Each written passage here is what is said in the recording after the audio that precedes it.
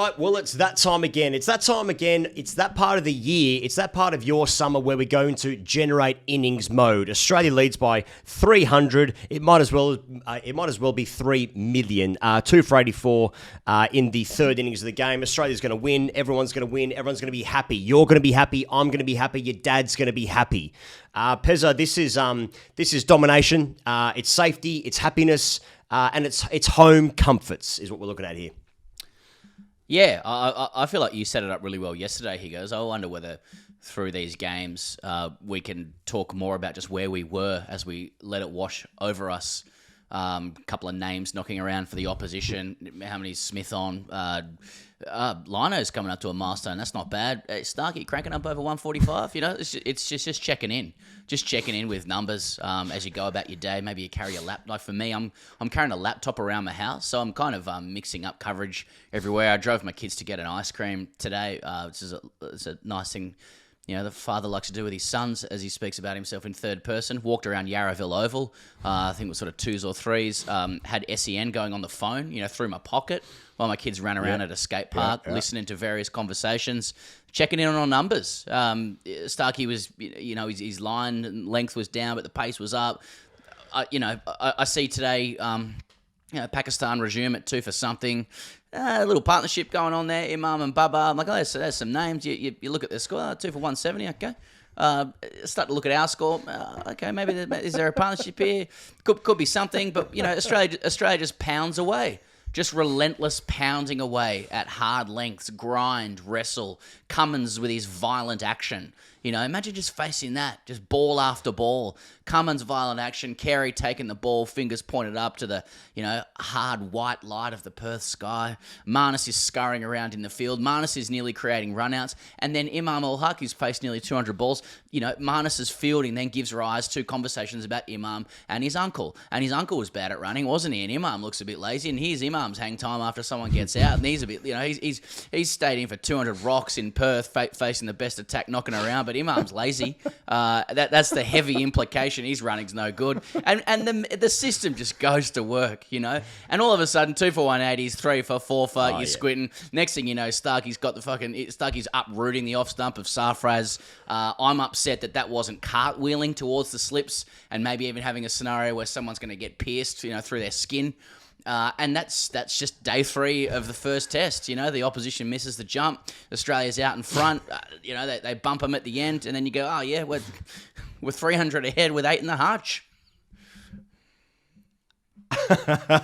What we're talking about here is the first of the 3 things today, and that's Pakistan crumble. They were 3 for 180 at one point, and then they were 6 for 195 at a different point because different things happened, and then the score changed based on the things that happened. I like as well, just Pezza, just generally, just the nature of just walking in and out of rooms, just in your life, but also just when the summer's on and the cricket's on. The summer's on and the cricket's on. I'm walking in and out of rooms aimlessly. I'm checking the fridge to see if anything new has appeared in the fridge, and I get a little bit upset about, you know, Shaheen's, are you sort of a bit under this spell, this tour? It's sort of high 120s, low 130s, you know. Yeah. I'm getting like, you know, I get upset with Simon Kadich saying Abdullah Shafiq is going to be, you know, better than Babar Azam, you know, and it's my right to be like, well, steady cat, you know, steady. You know, I've got no interest in analysing their careers and seeing if he's right. He may well be right, but I'm also I reserve that right to be disappointed in the Pakistan team despite them playing probably the second hardest tour that you can, I mean, for Pakistan to be the hardest away tour that you can get. Australia, first test match, Perth, bounce, etc. But it's my right to be like, Pakistan, probably unders. Probably unders here, Pezza, you know? Yeah, exactly. Good in patches, but I'm not like, not even... fine. Hasn't even crossed my mind that this is heading towards anything other than just a win. Yeah, like as you said, it's just generate innings mode. When are they going to declare? Now let's talk about declarations. Now let's talk about Kolkata. And I've got, you know, like now let's talk about what you need to understand is we don't enforce a follow-on. You know, that's a really 90s thing. You know, I mean, and maybe I like it. He goes, maybe at the end of the day, I like it. It all just feeds on itself. You know, it's just turning the light switch off 7 times to feel better. Somewhere in the recesses of our mind, I'm like, this could be better. It's like some, there's a story breaking last night, courtesy of Dan Brettig in the Sydney, in the Nine papers that it's in Indian news about maybe a T10 league in India, September, October. That maybe we're gonna have more teams. Maybe it's gonna hem in the Australian summer a little bit more. There's something in the recesses of our mind saying it's all changing, but while this is happening right now, I'm just like, just walk into the bathroom. I'll take my phone with me. You got the radio on. Yeah. Sorry, I realize I'm just mumbling now, but that's what it is. Mate, I want to go back to this idea of just walking in and out of rooms. Obviously, left foot first, and if you get it wrong, then if you go back in, then do it again 8 times. I've already heard it. Just right. Yeah. But I'm just like every time I walk into a room where some sort of media is playing where I can get my cricket fix for the day over the course of a day's play, and something good has happened for my team, like Stark is swinging it, Nathan Lyon's class of 500, isn't that good? And then Mitchell Marsh comes on, he's got a big head, isn't he? He's like a bison. And then he gets Bubba his arm, and then Alex Kelly nearly drops it but kind of catches it. And the conversation really so far of the summer has been about Alex Kelly almost did another naughty thing that wasn't naughty at all, but it almost happened. But imagine if that happened. Let's talk about that now. That's fascinating. Bring kids into the game and into my lair.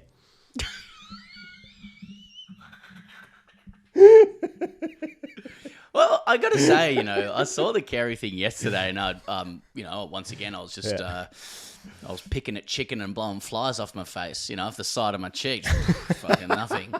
But to be fair, he was interviewed on SEN this morning, and he did give a concerningly contradictory answer about what he was doing. Like, he basically just had a crack at every position of it. Like, no, I don't really want to do that kind of thing. But also, it's a run out. I'll take it. It was just like, I'll just cover off every answer.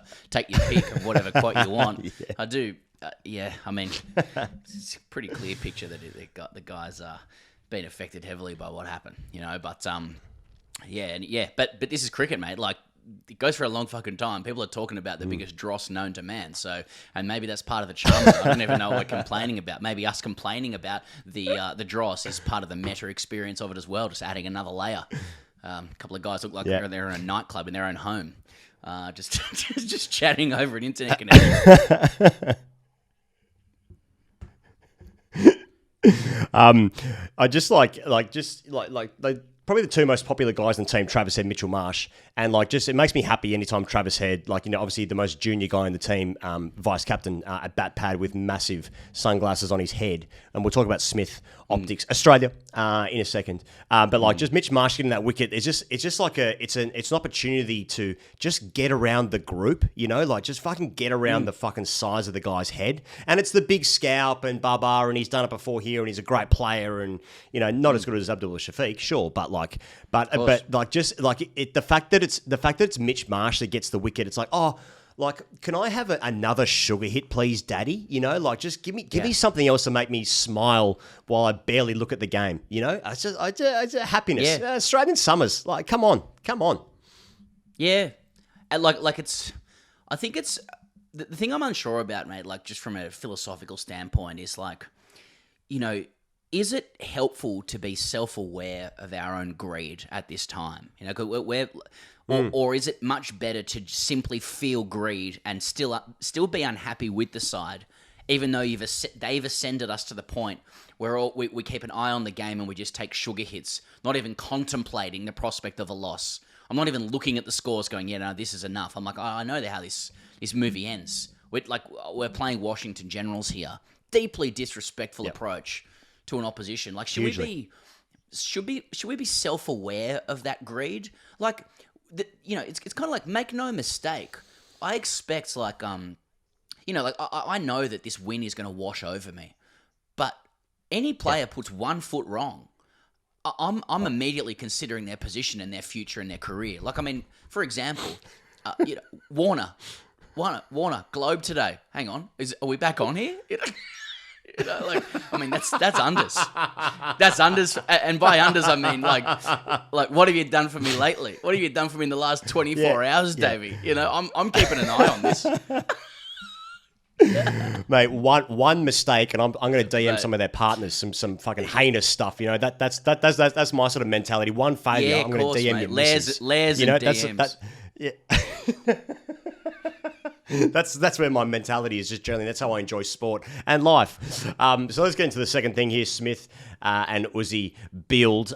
This is like what makes it frustrating is that it's quite hard to score. So I think they're going at what are we looking at? Sort of 2-3 and over. Let me get the score. So to Australia currently 2 for 84. Of how many overs they bowl? 33. So they're going at 2 and a bit and over, and it's like it's quite two pace and it's up and down, and despite these these difficulties, Australia still find themselves ahead of the game. It's just a heroic achievement. But it is hard to score, and the Pakistani bowlers were getting into the wicket, and I kind of like that. I like that heat. I like anything going through the chest. Generally speaking, Pez, it's always been my mantra, and it's what my lower back tattoo says. Get it going through the chest. But I'm frustrated because I want the runs quicker because another great example of cricket's better when it's not being played is that I'm already wanting this to end. I already want it to be the next thing now. So we all know Australia's going to win and win easily.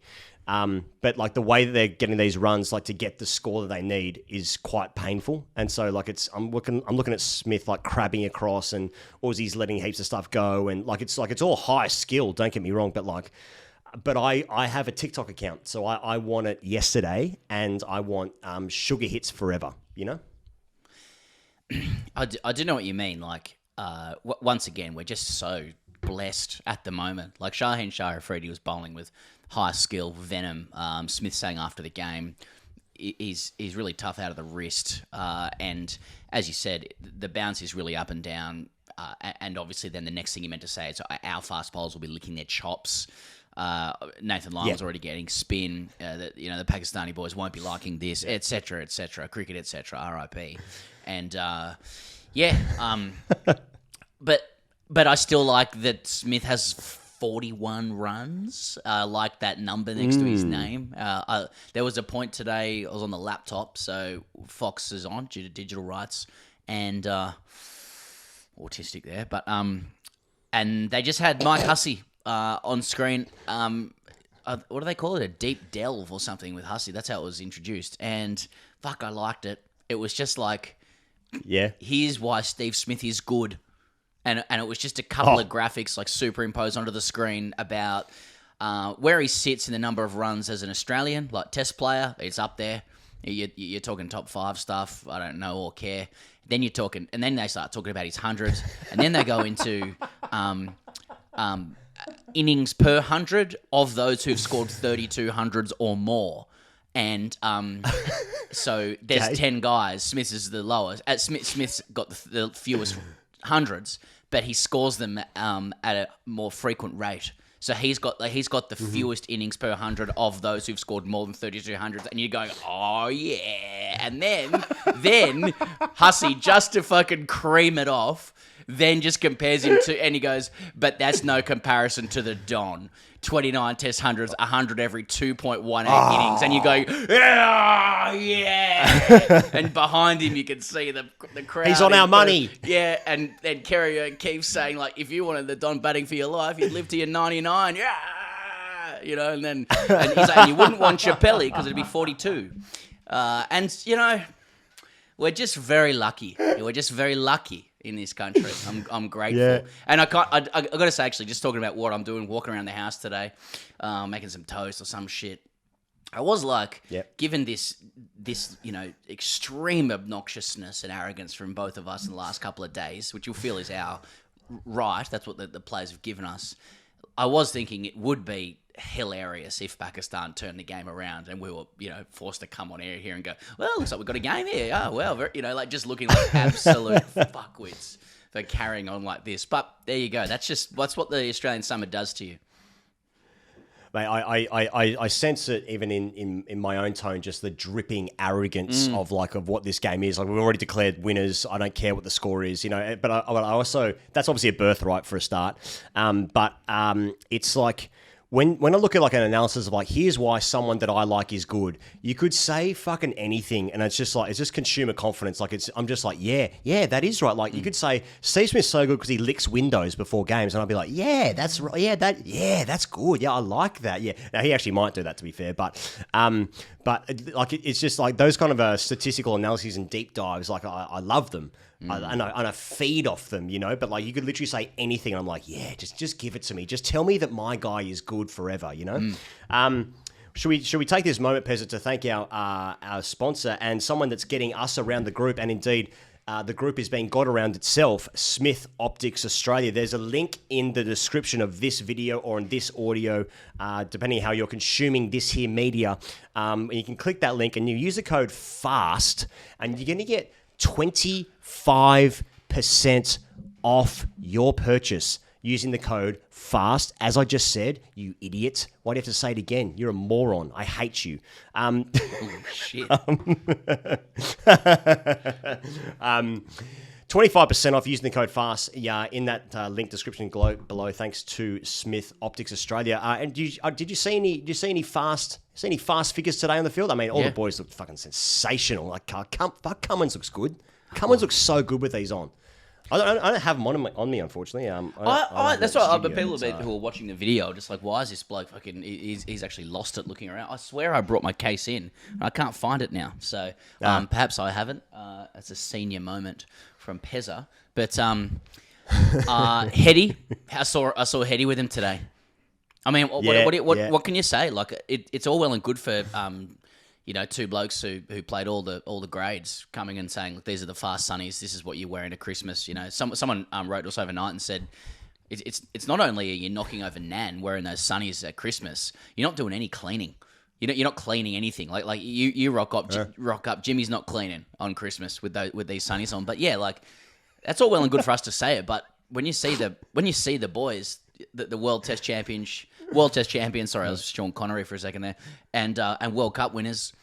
I mean, that's like these are the shades you have to have if you're playing cricket or any athletic kind of pursuit, or as we've said, if you want to cut around, that's 25% off using the code FAST. If you do it before tomorrow, we're told that they'll get to you before Christmas Day as well. All right, Pez, third thing, what's enough? What the lead is currently exactly 300. That's going to satisfy a lot of people that are solving Rubik's Cubes while watching this.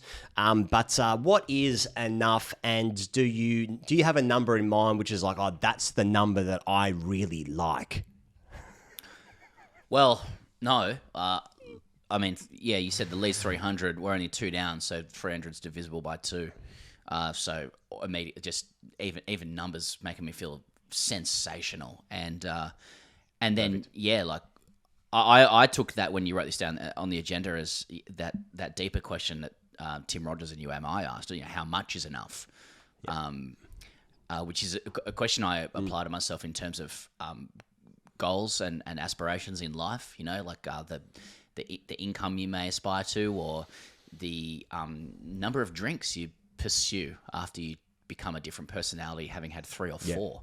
How much is enough? I've heard very very famous people complain about a $3 million contract before because others were on 4. Like is it a paradox? Is the whole thing a paradox? Because what's for sure is Australia definitely has enough already. The question is, how gluttonous do they want to be in this neo-capitalist fucking society we live in right now? And maybe because the crunch is on, and we are approaching a huge economic cliff, perhaps Australia need to really put some runs in the bank.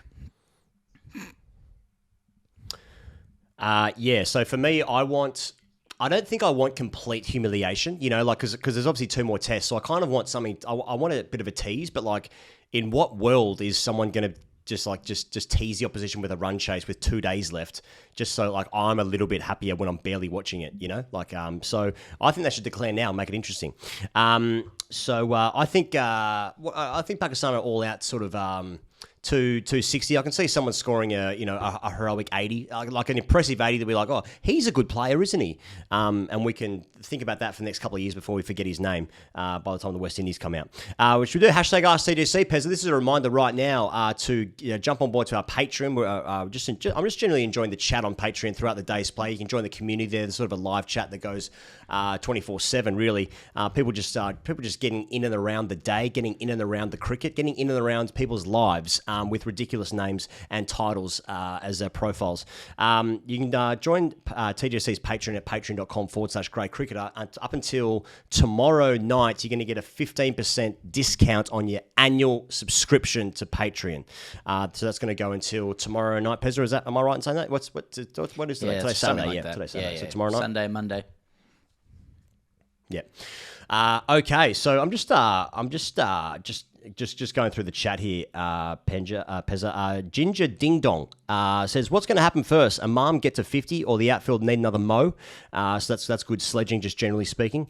Willow Biter said, "Watching this batting performance from Pakistan, there must be a group of over 60s anti-Baz ballers with their first erections in a decade." I mean, are you worried, Pezza, about just the general speed of Pakistan's batting? Like, would you like some more excitement in your life?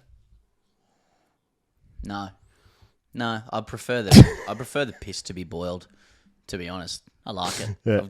I can just get on with these things in my life. I don't mind it. Time out of the game. It's probably fucking hard to score runs. And look at the wicket. It's not easy. But again, I respect the right, the freedom of those who want to blow flies off their left cheek, saying, "Mate, this is an absolute bore. Give me 3.5 runs an over or more, or give me death. My kingdom for that. That's what I'm used to here in Australia." Your friend Bleasdale said, "I'm scared, boys and lady. Smith is looking good, and I want a smudge ton more than I want sex with my wife. 6 weeks. Why do I care so much about the success of our country's favourite tism-licked cricket robot?" Well, that's very, very. That's very harsh. I can't possibly see why that sort of stuff's being said, but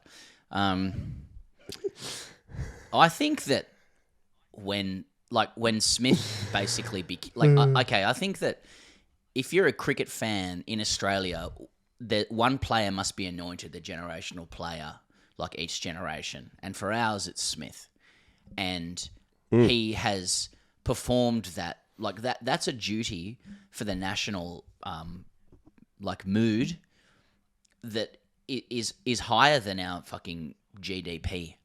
That has more impact on the productivity of our economy than some much more economically driven metrics. And Steve Smith he's the anointed player of our generation, and per the deep delve with Hussey today, he's performed that job. And I just think when you see numbers next to Smith's name, it's not so much just that Steve Smith's scoring runs, it's actually that the nation through summer is able to feel itself and feel safe. And in many ways, that is a more important thing than your friend Bleasdale having sex with his wife for the first time in 6 weeks. So it is actually a very rational answer as to why he feels that way, because he understands that the national mood and the issues that are going on in our nation, socially, culturally, economically, are more important than him getting one away with his miso soup.